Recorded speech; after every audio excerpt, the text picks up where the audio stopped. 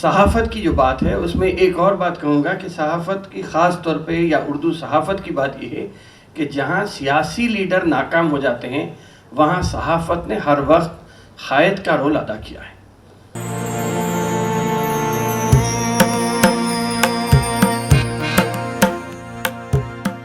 اب ایسی شخصیت کو آواز دے رہا ہوں، ایسی قیمتی شخصیت کو آواز دے رہا ہوں جو مالیگاؤں میں پہلی مرتبہ آئے ہیں، اور ان کا تعلق جو ہے وہ حیدرآباد سے ہے، اور حیدرآباد کے سب سے بڑے اخبار، سب سے نامور اخبار، اور میں تو یہ کہوں گا کہ مطلب وہ حیدرآباد کی صحافت میں جو بنیادی کردار ادا کرنے والا اخبار ہے سیاست، اس کے مالک و مدیر عامر علی خان صاحب سے میں درخواست کروں گا اور آپ سے گزارش بھی کروں گا کہ مطلب سیاست نے جو اتنا لمبا سفر طے کیا ہے، اور سیاست نے جو ہے وہ وقت کے حساب سے اپنے آپ میں جو تبدیلی کی ہے، اور سب سے اہم بات اس میں یہاں پہ ذکر کرنا چاہوں گا کہ سیاست نے جو ہے وہ اپنا انگلش ایڈیشن بھی ویب سائٹ کی شکل میں شروع کیا ہے. یہ کسی بھی اردو اخبار کے لیے جو ہے وہ بہت بڑی بات ہے. تو ہم سب سے پہلے تو استقبال کرتے ہیں عامر علی خان صاحب کا، اور آپ سے گزارش کرتے ہیں کہ مطلب آپ اپنے تجربات کے ساتھ ساتھ جو ہے وہ اردو میڈیا میں کچھ جو درپیش چیلنجز ہیں، جو مسائل ہیں، اور آپ نے جو نیا تجربہ کیا ہے انگلش ویب سائٹ کو شروع کر کے، تو اس کے تعلق سے جو ہے وہ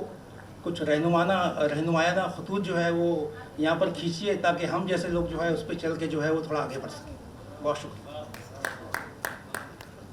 شکریہ بہت بہت صدر جلسہ پنکج پچوری صاحب اور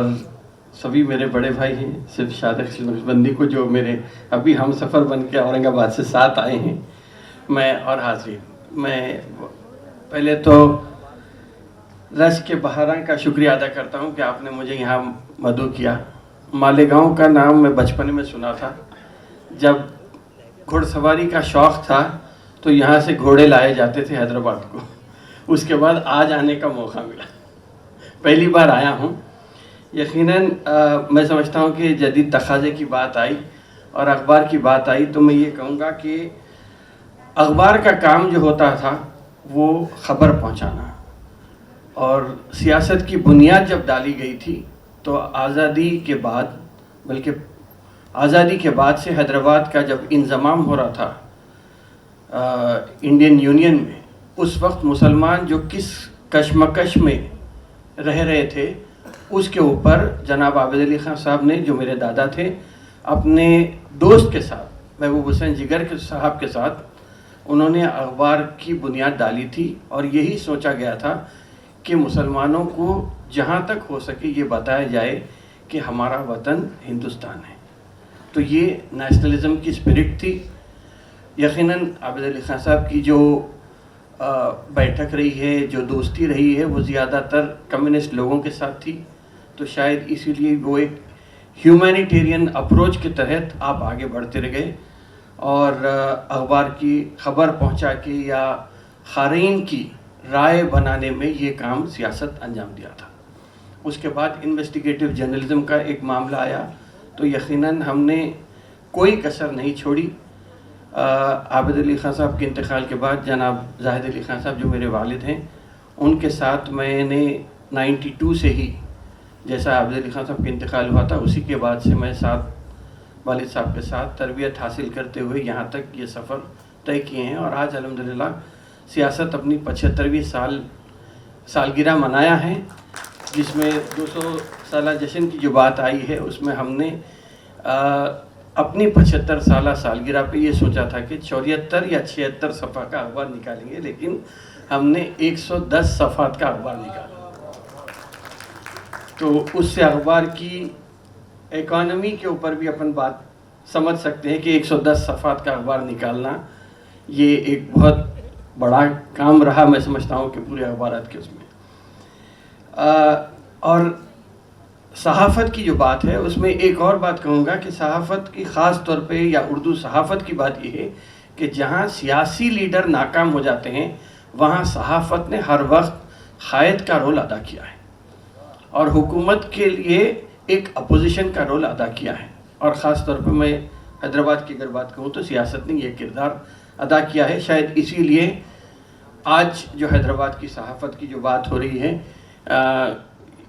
اسی لیے اس کی اہمیت آج بھی برقرار ہے۔ ایک اور تجربہ ہم نے کیا 1992 میں عابد علی خان صاحب کے انتقال کے بعد، ہم نے عابد علی خان ایجوکیشن ٹرسٹ نام سے ایک ادارہ شروع کیا، ٹرسٹ شروع کیا، جس سے آج تقریباً 24 لاکھ کے قریب نوجوانوں نے، بلکہ میں یہ کہوں گا کہ بچوں نے، تو اردو سے جو واقف نہیں تھے وہ ایک پرائمر ترتیب دیا گیا تھا جو اردو، ہندی، انگلش اور تیلگو 4 زبانوں پر وہ کور کرتا ہے۔ کسی ایک زبان اگر آپ کو آتی ہے تو اس سے آپ دوسری زبان سیکھ سکتے ہیں۔ تو یہ ٹرسٹ جب بنا اس سے آج تک 24 لاکھ لوگوں نے باضابطہ طور پہ اردو سے وقفیت حاصل کی، اور اس کے بعد ان کو سرٹیفکیٹ بھی ملا جس کے بلبوتے پہ انہیں نوکریاں بھی ملی۔ تو میں سمجھتا ہوں کہ جو قارئین کی بات ہے، لیکن جو شارخ نے بات کہی ہے کہ کووڈ کے بعد منظرنامہ کچھ بدلا ہے، لیکن اس میں بھی ہم ایک کامیاب ہوئے کہ ہم نے حیدرآباد میں کافی اشتہارات جمع کرنے کے سینٹرز قائم کیے تھے، تو اس پر ہم نے اخبار کو وہاں پہ رکھنا شروع کیا اور قارئین آتے تھے، اخبار لے کے چلے جاتے تھے۔ تو شاید جو ہم زیادہ سرکولیشن ہم لوز نہیں کرے، 50,000 تھا لیکن اب 40,000 کے قریب ہے، تو 10,000 جو ہمارا کم ہوا وہ پورے اضلاع میں چونکہ بسز نہیں تھے، ٹرانسپورٹ نہیں تھا، وہاں پہ ختم ہو گیا۔ لیکن آن لائن کی بات جو ابھی آئی ہے، ہر وقت سیاست وقت کو یا وقت کے جو تقاضے تھے اس سے ہم ہر وقت ہم آہنگ رہے ہیں، اسی لیے بھی ہم ہر چیز میں آگے رہے۔ جب روٹری کا زمانہ تھا تو ہم نے روٹری پہ گئے، پھر آف سیٹ کا آیا تو آف سیٹ لے لیے، کلر پرنٹنگ آئی تو پھر کلر پرنٹنگ لے لیے۔ اس کے بعد 1989 میں ہم نے کمپیوٹرائزیشن کا پروگرام شروع کیا تھا اخبار میں، ورنہ تو کتابت ہوتی تھی۔ تو 1989 سے کمپیوٹرائزیشن آیا اور 1990s کے دہے میں ہی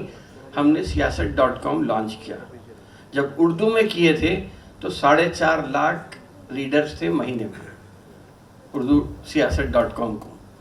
اور جب انگلش اور ہندی رسم الخط بھی اس میں جوڑے تو آج 99 لاکھ 95 لاکھ کے قریب میں یہ تعداد جاتی ہی قارئین کی۔ اردو اخبار کی طرف سے انگریزی یا ہندی کو بھی ہم اس لیے اپنائیں کیونکہ ہم یہ چاہتے تھے کہ ہمارے خیالات جو ہیں وہ عام آدمی تک، عام ہندوستانی پہ یہ بات پہنچے، کیونکہ جو زہر کی بات ہو رہی ہے، جو فرقہ پرستی کی بات ہو رہی ہے یا اردو سے دشمنی کی بات ہو رہی ہے، میں سمجھتا ہوں کہ اس کو ہم ایک رائٹ اپروچ دینا چاہ رہے تھے، اسی لیے ہم نے یہ ویب سائٹ لانچ کر کے شروع کی۔ رہا سوال اردو اخبارات کی یا حیدرآباد کے اردو اخبار کی، سیاست ہو، منصف ہو یا رہنمائے دکن ہو، ان کی جو اکانومی بہتر ہوئی ہے وہ اس لیے ہوئی کہ ہم جو ابھی شکیل رشید صاحب نے جو بات کہی کہ مارکیٹنگ ٹیم کی جو بات آئی تھی، اس میں ہم نے بڑے بڑے اداروں تک، دلی کے ہوں، بمبئی کے ہوں اور خود حیدرآباد کے اداروں تک یہ بات کو پہنچانے میں ہم کامیاب ہوئے کہ حیدرآباد کے یا کیرلا کے بعد حیدرآباد وہ دوسری ریاست ہے جہاں سے سب سے زیادہ لوگ گلف میں رہتے ہیں، اور جو پیٹرو ڈالر آنے کا چلن ہے، تقریباً 200 ملین کے قریب ہندوستان کو فورن ایکسچینج آتا ہے حیدرآباد کو، تو ہم نے یہ کہا کہ یہ ڈسپوزیبل انکم ہے مسلمانوں کی، اس کے اوپر آپ کیوں توجہ نہیں دیتے؟ تو وہ بڑے بڑے ادارے وہاں پہ دیکھنا شروع کیا، اور الحمدللہ آپ کہیں پر بھی جائیں گے تو آپ کو مسلمان مل جائیں گے، چاہے وہ ہوٹل ہو، ہاسپٹل ہو یا کوئی تفریح کی جگہ پہ جائیں گے تو وہ ڈسپوزیبل انکم کی جب ہم بات کیے تو بڑے بڑے مشترین ہمارے پاس آنا شروع ہوئے ہیں۔ تو خیر وہ بات الگ ہے کہ جو میٹروپولیٹن سٹی کی بات ہے، اسی لیے شاید وہ ہوا۔ اورنگ آباد میں بھی کچھ کام ہو سکتا ہے، دیکھیں گے۔ ایک اور چیز جو ہوئی تھی کہ میں سمجھ کووڈ کے بعد کی تو بات آ گئی ہے، لیکن اردو کی رسم الخط کو یا اردو پڑھنے والوں کا آج بھی خطرہ برقرار ہے، یہ تعداد بڑھ نہیں رہی ہے،